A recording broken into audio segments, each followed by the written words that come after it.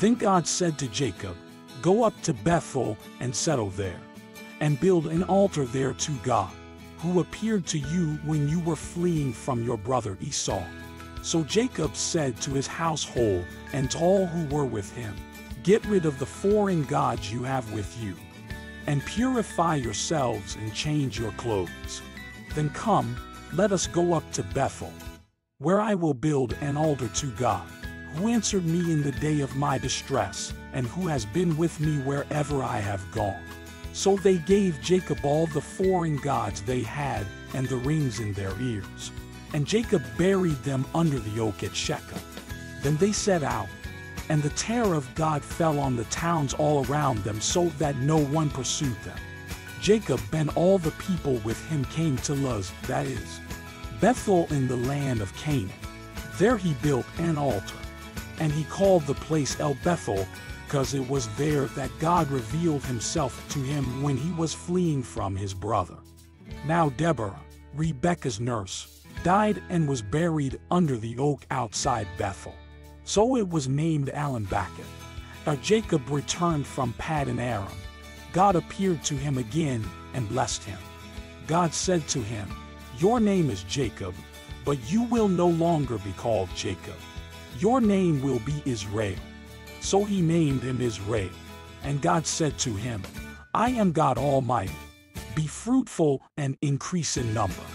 A nation and a community of nations will come from you, and kings will be among your descendants. The land I gave to Abraham and Isaac I also give to you, and I will give this land to your descendants after you." Then God went up from him at the place where he had talked with him. Jacob set up a stone pillar at the place where God had talked with him, and he poured out a drink offering on it. He also poured oil on it. Jacob called the place where God had talked with him Bethel. Then they moved on from Bethel. While they were still some distance from Ephrath, Rachel began to give birth and had great difficulty. And as she was having great difficulty in childbirth, the midwife said to her, "Don't despair, for you have another son." As she breathed her last, for she was dying, she named her son Benoni, but his father named him Benjamin. So Rachel died and was buried on the way to Ephrath, that is, Bethlehem. Over her tomb, Jacob set up a pillar, and to this day that pillar marks Rachel's tomb.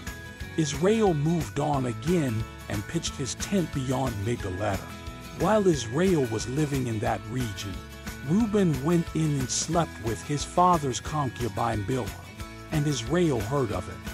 Jacob had 12 sons. The sons of Leah: Reuben the firstborn of Jacob, Simeon, Levi, Judah, Issachar, and Zebulun. The sons of Rachel: Joseph and Benjamin. The sons of Rachel's servant Bilhah: Dan and Naphtali. The sons of Leah's servant Zilpah: Gad and Asher. These were the sons of Jacob, who were born to him in Paddan Aram. Jacob came home to his father Isaac in Mamre, near Kiriath Arba, that is, Hebron, where Abraham and Isaac had stayed. Isaac lived 180 years.